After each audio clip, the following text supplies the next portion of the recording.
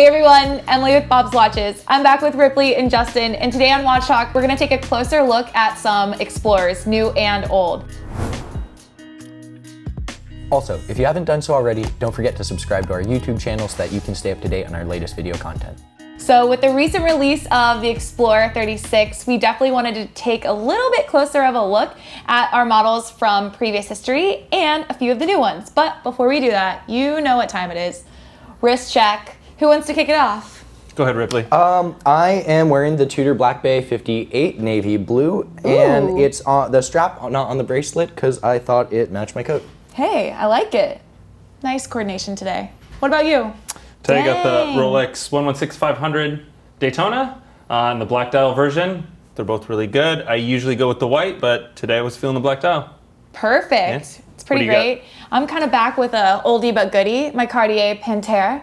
It's one of my favorites, so why not? All right, speaking of favorites, we're gonna talk about the first Explorer that we have today, the 114270. Yes, this 36mm beauty. Let's kick this off. So the reference 114270 was the last 36mm version of the Explorer. It came out in 2001, remained in production until 2010 when they discontinued it and replaced it with a 39mm model. The reference 114270 is almost the same as the older 14270, except it's got the newer 3130 movement in it. But as far as the overall exterior package, it's very similar. It was a fan favorite for many years, but in 2010 they discontinued it and released a 39mm model, which we'll get to in a minute. Which we will get to in a minute, but that split a lot of decisions. Since the Explorer was released in 1953, it had always been a 36mm watch. So in 2010, when it got bumped up to 39, a lot of people were upset, and people, you know, the 114270 was the last one that adhered to the classic case proportions. But unlike the older original references, it's got a sapphire crystal, it's got a more modern high beat movement, and so it really is, you know, up until recently, many people viewed it as the most modern iteration of the classic Rolex Explorer. But that's all changed because we have a new 36mm model, but I think before we get to that, it's probably worth discussing the 39 alongside this one. So that 39 case size, that was a big deal when it was released, right? It was, like you said, it was the largest Explorer that they've ever made. It brought it up to kind of current standards in terms of sport watch sizing, which 40mm being very, you know, kind of middle of the road. It's really common size for these days. Yeah. And it was a big deal. Yeah, and it almost seemed like a last-minute decision because when the reference 214270, which is the 39mm model, first debuted, it had a different dial than the one that's pictured here. The Arabic numerals were just completely white gold, so they weren't filled with any luminous material, and the hands were a bit shorter. So people thought that they used the same handset from the 36mm model and simply just used a larger case and dial. That was swapped out for the Mark II variant, which is here, which has the luminous-filled Arabic numerals, longer minute hand, and it looks a bit more like a larger version of the classic watch. This took a little bit for people to catch on in 2010. A lot of people missed the 36mm size, but some people really do believe 36 is a bit too small for them. Yes, and so this was a perfect alternative at just a bit bigger, but not a 40mm plus size.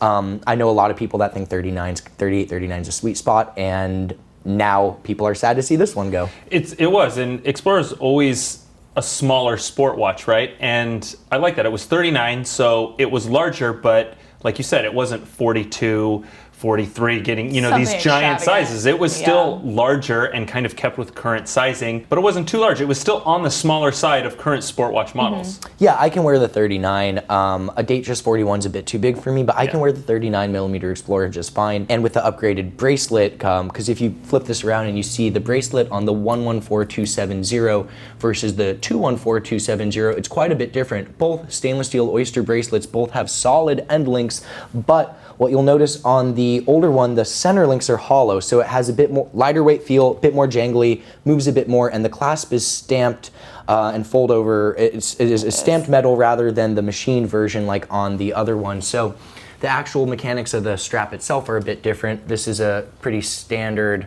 kind of stamped metal affair. The whole thing's machined. It comes with Rolex's EasyLink extension system, and it's a much more engineered clasp. There's not as many friction fit pieces. There's a lot of articulation of the various components. And so in my mind's eye, this was one of the biggest changes going from the 114270 to the 214270. You also have a new movement, 3132 versus 3130.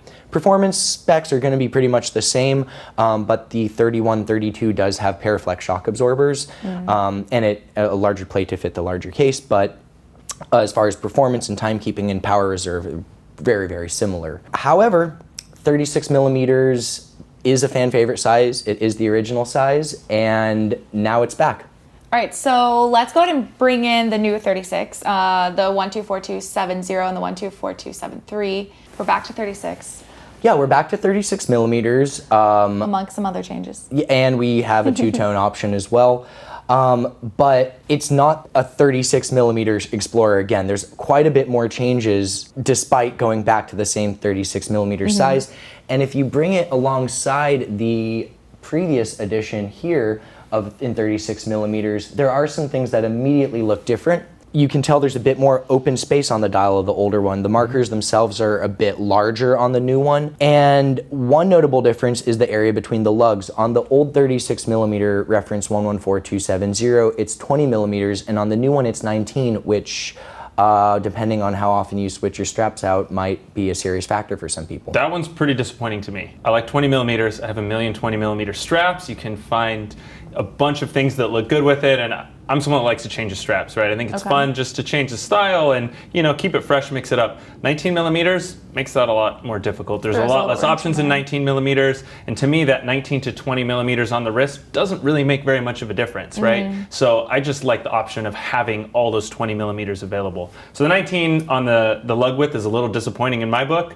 It's not a deal killer, but I would have liked to see it remain 20 millimeters. Yeah, I agree. The new bracelet very much follows the same design as the older ones, completely solid links, machined clasp, easy link extension system, but it is noticeably smaller, so it has a pretty steep taper on the bracelet, and at 19 at the lugs, you can tell right here where the bracelet meets the case, it just looks a little bit thinner, smaller, more compact, chunkier maybe, than the older one, and 36 millimeters isn't a big watch to start, so having it almost appear smaller might not necessarily be to some people's preferences. But as far as an overall package, it does feel quite a bit more refined than the 114270. It does. And the Arabic numerals will glow on this one. I like the Arabic numerals glowing. I also like the larger size. I think it's you know, it's a nice touch. It's a little bolder, you know, as an Explorer. Yeah, exactly. As you know, being called the Explorer, and it's a outdoor adventure tool watch. I just kind of like that bold feel. I like the luminous in the markers. I think those are really great additions. Yeah, I do as well. It very much feels like a more modern iteration of the previous one. Yeah. But if you compare it against the 39 millimeter model, what are your thoughts there? Do you still prefer the new 36? So I probably prefer the 39. I like that 39 size, kind of how I mentioned before, where it's the larger size. It's not too large. It's still a little bit on the small side for you know, this Rolex's standard 41 millimeter that's their, you know, most of their sport watches now. And 36 to me is a little small for a sport watch. Like I said, it's not a deal killer on these little details, but I much prefer the 39 millimeter case size. I have an average size wrist. I wouldn't say it's, you know, overly small or large, but I do prefer a little bit larger, especially in a sport watch. So yeah, that one would definitely get my vote. If I'm choosing, I mean, for me, the 39 is where I'm leaning. To Justin's point, it's not too big, but if I'm taking a sports watch, like, I want a little bit of it to stand out, and 36 is just a wee bit small for me. You know, I like the improvements as a whole, but I would still probably go with the 4270. I do like the updated power reserve. It's now 70 hours instead of... no one's going to complain about that. Yeah, that's nice. So, you know, the mechanics of it and the engineering and the new movement, all that stuff, I like the, you know, the newer version, but the case size and the bracelet are kind of a couple hang-ups for me, you know, to really say I like it better than the previous iteration. I very much like the new 36. I can wear the 39 and would be tempted to go for that for myself, but I think if I can pull off the 36, I would. But between the two 36 millimeter steel ones, I think my preference is the older 114270. The bracelet just doesn't have the same quality feel that you get on the contemporary model, but I am someone who likes to switch up my straps, and I have a couple hundred in 20 I millimeters. have not gotten into the strap game yet. You can have some of mine. I've got a shoebox full. But because of that, and the Explorer's a watch that, because it's a black dial, steel case, really simple design, it looks great on so many straps that I have a few 19, but I'd really want to take advantage of what is an embarrassing number that I'm in possession of and would go for the older model. I would be a little bit sad to not have the newer bracelet, but at the same time, I love a old vintage jangly bracelet, and they are incredibly comfortable. I agree. The newer bracelet is pretty unquestionably better. It feels nicer. It's solid. The fit and finish is, it just feels quality and it feels well done. Which is a good thing because you don't have as many strap options to swap it out for. It's not like the older one is bad. That was, at the time, that was the best they were doing. That was, that was pretty standard. It was top technology. And it's not like it's a bad bracelet. The new one, just, as time goes on and things get better, it's just become a little bit better of something that was already good. Yeah, these older Rolex bracelets with the hollow center links, it's often said that they don't quite match the incredibly high quality of the watches themselves. Because of the lightweight, they feel a bit cheap. But in their defense, we have these that have been around for decades, well over a quarter of a century, that they might have a bit of stretch, but they're still holding up. So from a functional standpoint, they might not have that same premium refinement that you get on the modern ones, but from a functional standpoint, I mean, 30, 40 years and you still see some and guys are still wearing them. So the longevity side is clearly there on them. So if we're discussing, the differences and preferences, we got to talk about the two-tone.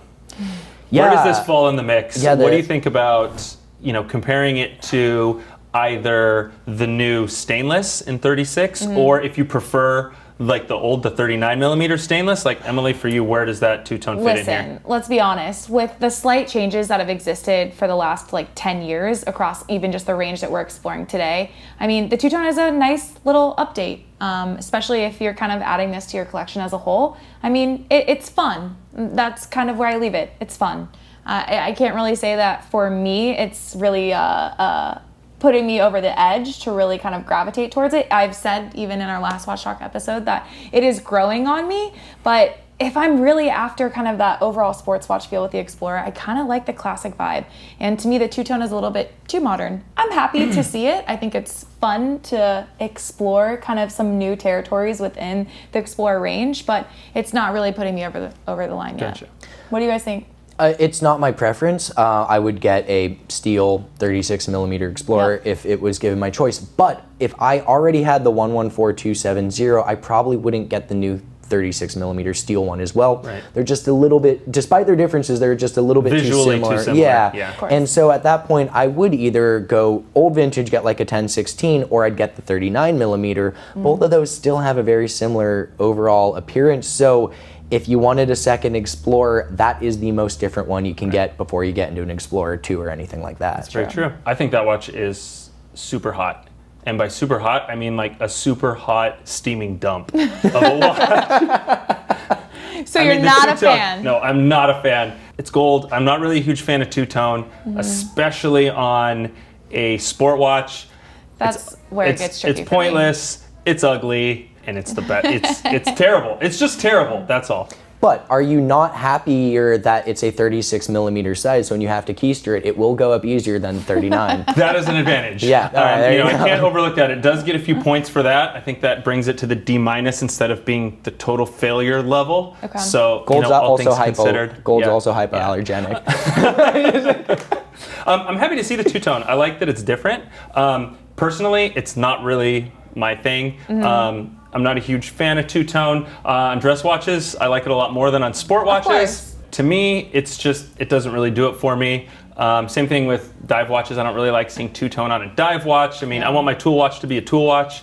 So, I mentioned it's a little earlier, 1 foot in, 1 foot out. I would have probably preferred to see it in just solid 18 karat or platinum. Just fully lean into it. You got the tool one and you've got the outwardly luxurious one at that point. And I could go that way too, right? Where it's, it's gold, but it's not beating around the bush. I mean, it's luxury and it's gold and I like it's your fancy. breakdown, 1 foot in, 1 foot out. It really is. We have our opinions, obviously, but we're curious what you have to say. Let us know in the comments what you are thinking about at least this range or kind of the overall Explorer range as a whole, and especially on our 2 new Explorers as well. But this has been a fun discussion, you know, a little bit different than our regular Watch Talk. So we'll be back with another episode of Watch Talk soon. Until then, be well.